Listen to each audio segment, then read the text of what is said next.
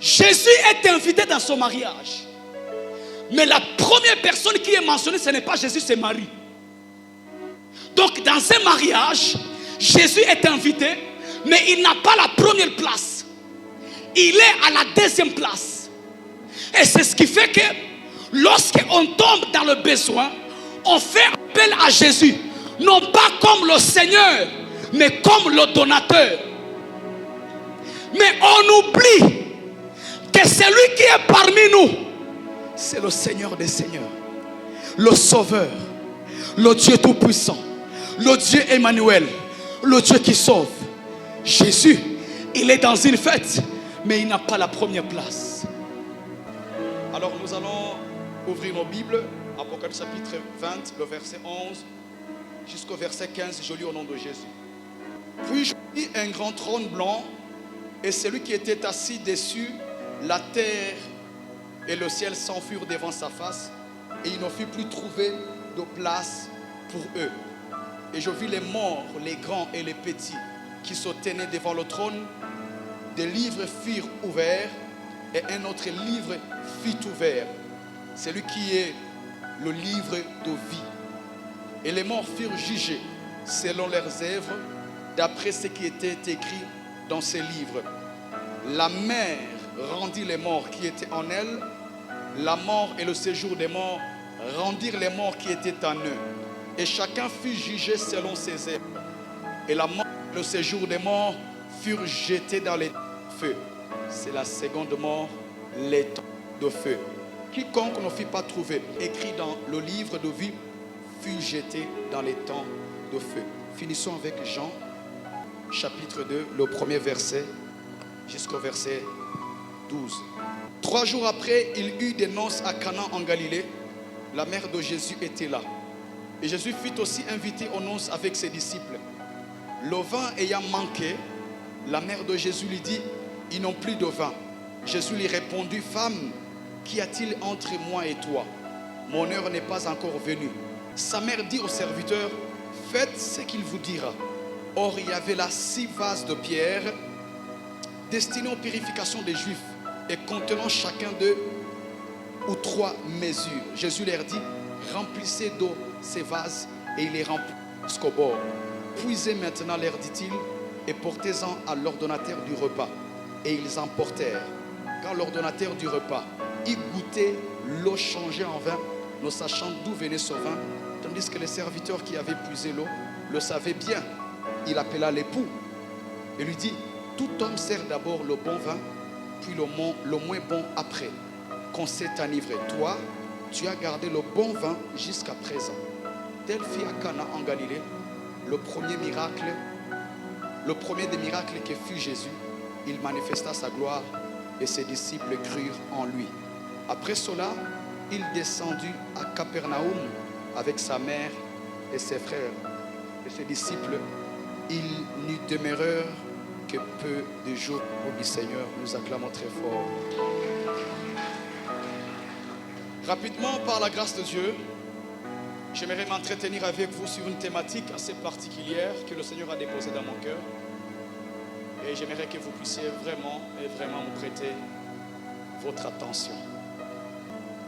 Le livre appelé la Bible que nous utilisons pour prêcher la parole, pour prêcher l'évangile, est constitué de beaucoup d'histoires. Des hommes que Dieu a élevés, des hommes que Dieu a humiliés. Ce livre est constitué des royaumes. Ce livre est constitué des parcours des hommes et des femmes qui ont marché avec Dieu. Mais ce livre appelé la Bible aussi est constitué des miracles, des signes et des prodiges. Et lorsque nous lisons, nous voyons que depuis Genèse jusqu'en Apocalypse, dans chaque livre de la Bible, on peut ressortir 1 ou 2 miracles. Et lorsque nous arrivons dans les évangiles, nous remarquons très bien que Jésus a opéré des miracles. Mais en grandissant dans la foi, on nous a également prêché, on nous a également enseigné qu'il existe un plus grand miracle. Le plus grand miracle s'appelle la conversion. Le plus grand miracle s'appelle le salut. Vous pouvez être prophète, vous pouvez prophétiser, vous pouvez avoir le don des miracles, opérer des signes et des prodiges.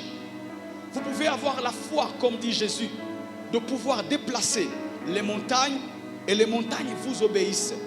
Et c'est un don que Dieu donne. Vous pouvez avoir le don, je dirais même l'onction de Moïse pour séparer la mer Rouge et la mer Rouge vous obéit. Dirais-je, même l'onction du prophète Élie d'appeler le feu. Et le feu descend du ciel et consume l'armée qui était venue l'arrêter. Vous pouvez avoir l'onction d'Élisée de ressusciter des morts. Vous pouvez avoir l'onction de Josué d'arrêter le soleil. Que dire de David? Vous pouvez avoir l'onction de David, avoir la capacité de renverser un géant appelé Goliath, et votre nom commence à être cité dans toute la ville. Vous pouvez avoir la force de Samson de pouvoir terrasser, déchirer la mâchoire d'un lion. C'est bien. Mais ce soir, le Seigneur m'a demandé de parler sur le plus grand miracle. Et mon thème de ce soir s'appelle le miracle éternel. Le miracle éternel. Dis à ton voisin, le miracle éternel. Non, dis-lui bien, le miracle éternel. L'histoire que nous venons de lire, c'est l'histoire que nous connaissons très bien. L'histoire de Jésus qui part dans une fête à Cana, en Galilée. Il est invité avec sa mère, avec ses disciples. La Bible précise très bien que Jésus se retrouve dans cette fête, mais il y a un petit problème. Lorsque le vin vient à manquer, les mariés appellent Marie, la mère de Jésus, pour lui demander de faire quelque chose, afin que Marie puisse parler à Jésus pour que Jésus fasse un miracle. Et Jésus va répondre à Marie en lui disant: qu'y a-t-il entre moi et toi? Par après, Jésus va obéir, il va accomplir le miracle, il va changer l'eau en vin, et tous ceux qui étaient dans cette fête vont boire. Acclamons le Seigneur.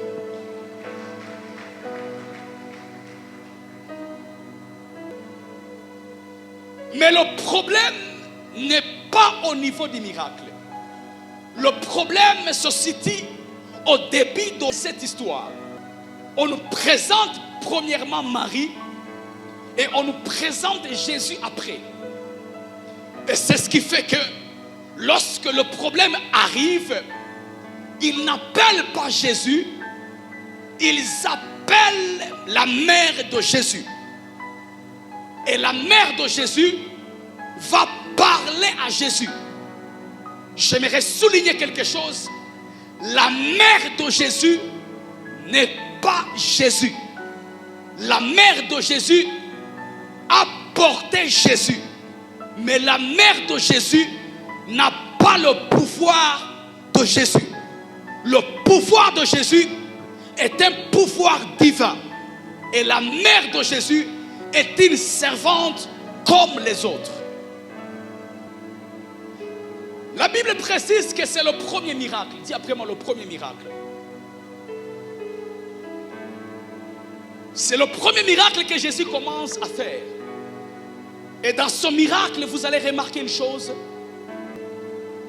Jésus qui commence son ministère accepte que l'histoire de son ministère commence par une fête de mariage. Lorsque la Bible précise que Jésus manifesta sa gloire, on n'a pas dit que Jésus a manifesté la gloire. Mais Jésus a manifesté sa gloire. Donc, le miracle se produit où? Dans un mari, dans un mariage. Et si le miracle se produit dans le mariage, la Bible précise que la fin d'une chose vaut mieux que son commencement. Ça veut dire, pour connaître la fin d'une chose, parfois, il faut consulter le commencement d'une chose. Et si son miracle de Jésus suffisait pour nous faire comprendre sa mission sur la terre,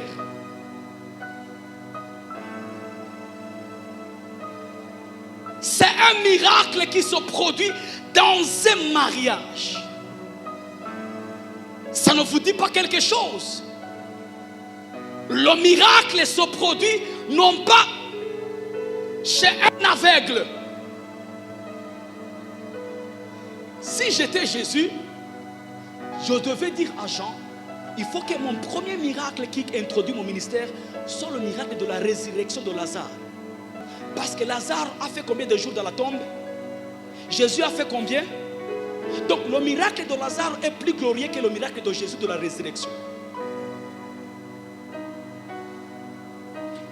Mais le miracle qui introduit le ministère de Jésus n'est pas un miracle d'un aveugle qui retrouve la vie, ni un miracle d'un paralytique qui retrouve ses membres, ni un miracle de marcher sur l'eau, ni un miracle de la multiplication des pains et des poissons.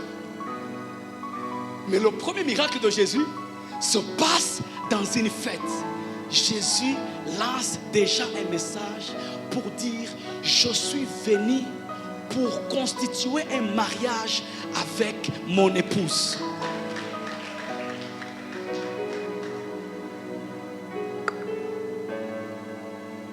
Jésus lance un message pour dire: je suis venu mourir à la croix, non pas pour laisser les enfants de Dieu, mais pour revenir récupérer mon épouse.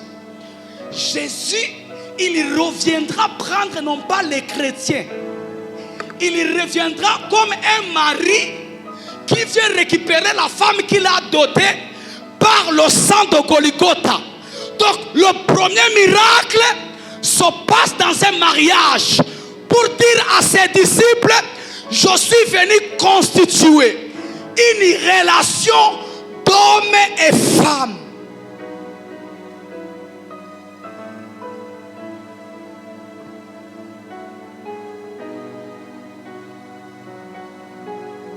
Gloire au Seigneur.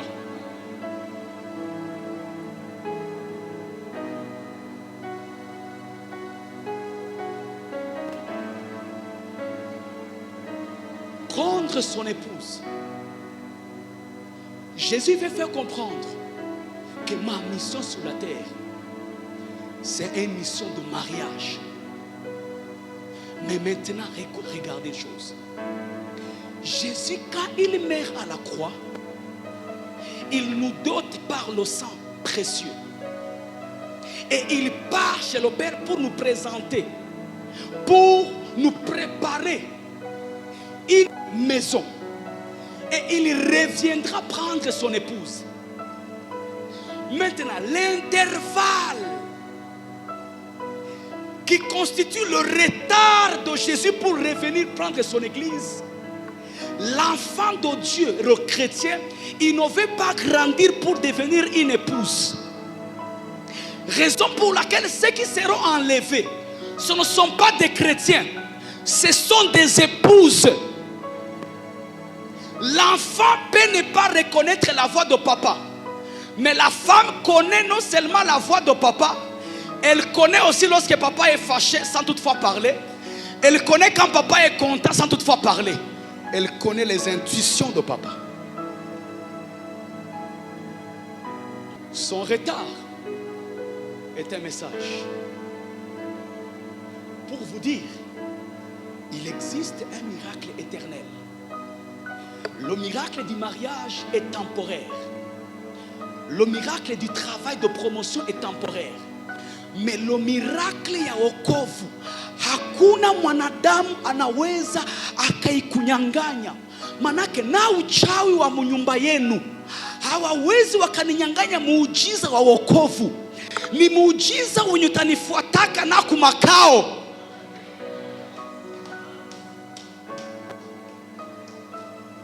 Les voitures, nous les laisserons. Les maisons, nous les laisserons. L'argent, nous laisserons ça.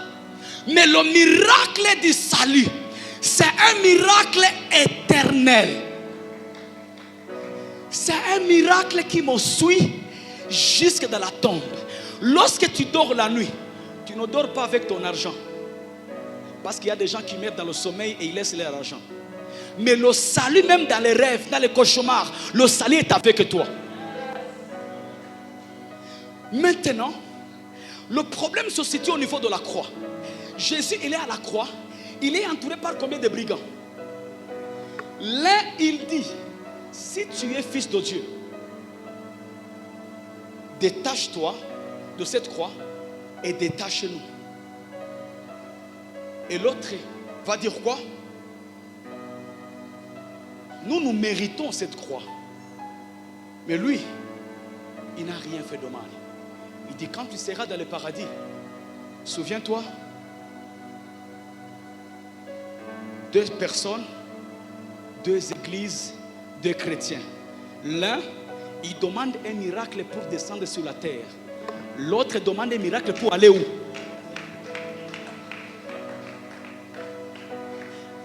L'un demande un miracle temporaire. L'autre demande un miracle éternel. Raison pour laquelle nous avons des sortes de chrétiens aujourd'hui. Les chrétiens saluent et les chrétiens influenceurs. Les influenceurs nous gardent sur la terre, mais les prédicateurs nous attirent vers le ciel. Je te rappelle, mon frère, ma soeur, qu'il existe un miracle éternel. Oui, un miracle éternel. Wokovu.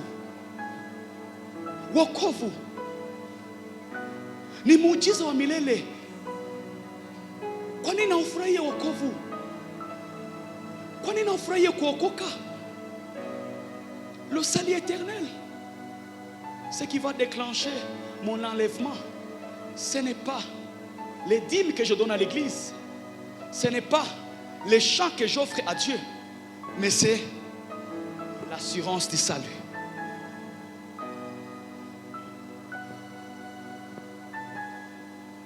Pose la question à ton voisin. As-tu reçu le miracle éternel?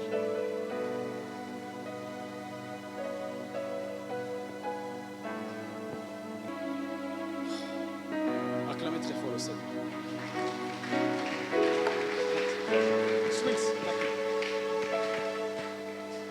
Jésus est invité dans son mariage.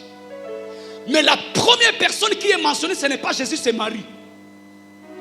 Donc dans un mariage, Jésus est invité, mais il n'a pas la première place. Il est à la deuxième place. Et c'est ce qui fait que lorsqu'on tombe dans le besoin, on fait appel à Jésus. Non pas comme le Seigneur, mais comme le donateur. Mais on oublie que celui qui est parmi nous, c'est le Seigneur des Seigneurs, le Sauveur, le Dieu Tout-Puissant, le Dieu Emmanuel, le Dieu qui sauve. Jésus, il est dans une fête, mais il n'a pas la première place. Ils vont consommer le premier vin. Ils vont boire le premier vin. Ils vont consommer la joie du vin de ce monde. Car la joie, le vin de la Bible est symbolisé à une joie mondaine. Ils vont boire le vin du monde. L'ambiance, le péché, la pornographie, la bière, le mensonge, le vol, l'avortement, jusqu'à ce que le vin tarisse. La joie que donne ce monde, elle n'est pas éternelle. Le monde donne une joie qui est temporaire, mais Jésus donne une joie qui est éternelle. Jésus donne une joie qui est éternelle. Je dis Jésus donne une joie qui est éternelle. Je te parle de Jésus.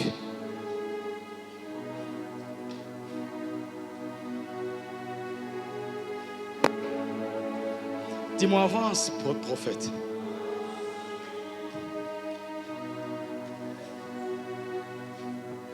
Lorsque vous étudiez la Bible, on nous précise que les théologiens, Cana, c'est une ville où on cultivait beaucoup les figuiers et les vignes. Alléluia. Donc, dans cette ville de Cana, lorsqu'on prépare un mariage, on n'a pas besoin d'aller kubrarima. Unazunguruka tu nyuma lupango, unachoma mizabibu, unafanya jus.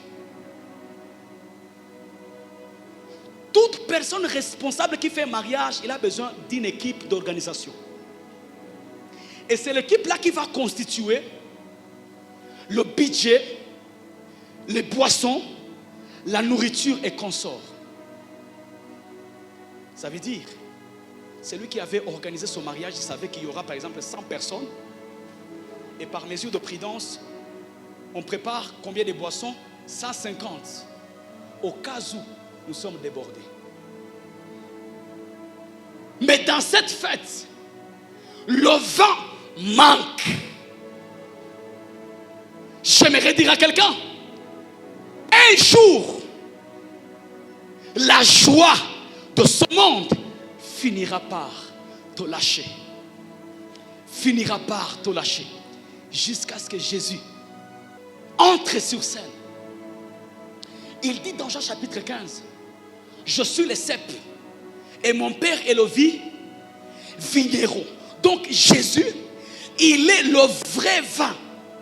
Ce que ces gens-là sont en train de boire, c'est le faux vin. C'est le vin du monde. Mais le vin que Jésus donne, c'est un vin divin. C'est ce qu'on appelle la joie du salut. Et nous sommes en train de partir vers la fin du mariage que nous a offert ce monde. Le vin finira par tarir pour que Jésus maintenant soit le centre du vin que nous tous, nous allons devoir chercher. La question que je te pose ce soir, as-tu bu ce vin? Il rencontre la femme samaritaine. Jésus lui pose la question, peux-tu me donner sur l'eau? Il dit, je n'ai pas de cruche pour puiser. Jésus continue à parler avec cette femme. Et il finit par lui dire, je suis l'eau de la vie. Si tu me bois, tu n'auras plus de soif. Mais l'eau que tu boiras deviendra une source au sein de toi. Gloire au Seigneur. Alléluia. Écoutez-moi très bien. L'époux est en train de revenir. L'époux est en train de revenir. Arrêtez avec cette chrétienté de double facette. Vous ne serez pas enlevés en groupe. Vous serez enlevés individuellement. Vous ne serez enlevés parce que vous chantez ensemble, parce que vous prêchez ensemble, parce que vous êtes assis ensemble. La Bible déclare, au son de la trompette, les morts en Jésus ressusciteront en premier. Et nous les vivants, nous allons les rejoindre. Le son de la trompette est sur le point de sonner. Pour ceux qui ont déjà reçu Jésus, ils savent que notre époux est en route, en train de revenir, et nous serons enlevés. La question que je pose est celle-ci. Pourquoi lorsque wanasema habari za kurudia kwa Yesu, batu wanasia kaboga mukanisa? Pourquoi lorsqu'on parle du retour de Jésus, habari za kurudia kwa bwana harusi, watu wanafunga sura, na wengine wanasikia boga, na wengine wanasirika. Unajua ni kwa nini? C'est parce que katikati yetu tunachangana. Kuna bibi harusi wa kweli na mwenye anawazia kwamba kutembea na bibi harusi ama kuvala kama bibi harusi inamifanya bibi harusi. Hapana. Wenye watanyanyuliwa ni wenye wako na ile wokovu ndani yao. Kuvala kanzu ya mrefu haikufanye bibi harusi. Bibi harusi ni témoignage ya mroho inayohakikishwa na Roho Mtakatifu ya kwamba wewe na Yesu mumeambatanishwa. Sema amen. Ça veut dire l'intervalle du retour de Jésus inafananishwa na ile taifa la Israel linatoka Misri na Musa. Musa anapanda kusinai aongee na Mungu. Retari ya Musa kukawia. Wakasema Musa amekawia, lazima tujifanyizie Mungu wetu. Na njo pale sasa Biblia nasema kuna walokole ambao watabakiaka siku ya parapanda. Manake ni watu wenye wameokokaka, ni dada ameokokaka, lakini anakaa mkanisa hana tena ile moto ya wokovu. Bwana Yesu asifiwe. Manake kukawia kwa bwana harusi kunafananishwa na Musa ambaye amepanda kumlima. Biblia nasema taifa likambana mtumishi wa Mungu Aruni, likamwambia tuko na dhahabu, tuko na kila kitu, tutumikie Mungu, kwani huyu Musa hatujui imemfikia nini. Hii inamaanisha ni alama la kanisa la siku za mwisho. Mwazile kanisa 7 za Ufunuo, kanisa la mwisho linaitwa Laodicea. Laodicea kwa Kigiriki manake dictature du peuple. Haiko tena wachungaji wanaongoza kondo, ni kondo inaongoza wachungaji. Na njoo nakutana ndani ya kizazi cha leo, watu shakuwa na kizazi cha kuchambua mahubiri. Manake vike sikurukaruka sana sema leo hana onction. Hapana, onction iko. Haleluya. Ili njoo nafanya tuko tunachagua mahubiri. Mahubiri ya zambi hatupendi. Mahubiri ya baraka, ya mariage, jina la Bwana libarikiwe. Kukawia kwa bwana harusi ni message ya kwamba bibi harusi ajiandae na ajitayarishe. Na ndio maana ninahubiri na nguvu zangu zote. Unajua niko nafanya nini? Niko ninanawa damu zenu. Kesho Mungu asiniulize kwa nini haukuwaambia. Unaendelea maavortema, endelea. Miparapani talia tu. Sikiliza. Ahadi la kurudia kwa Yesu halina bezo ya maombi ya mtu purke litimilike. Manake uombe usiombe, ile ahadi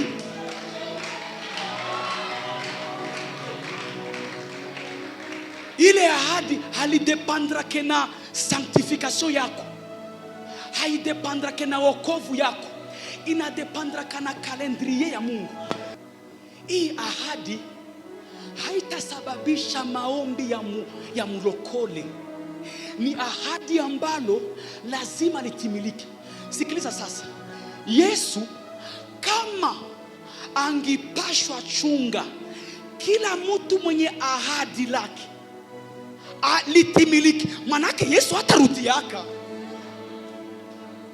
Manake kuna watu benye watapandaka mbinguni bila kuzala, bila kuoa. Watapandaka na furaha ya wokovu.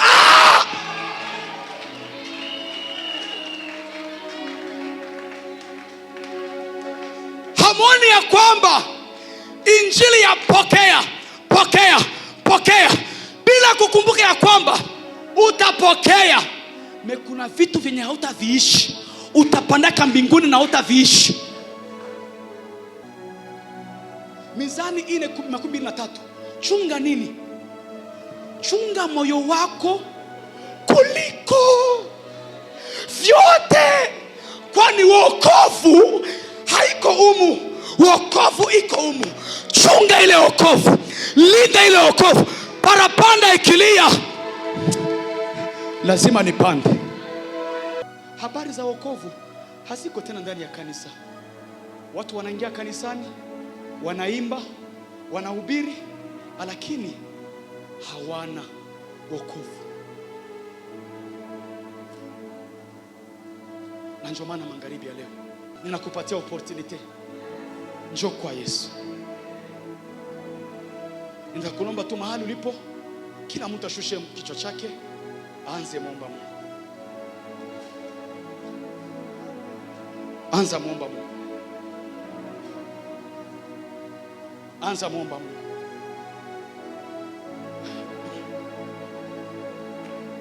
Safi safi kweli,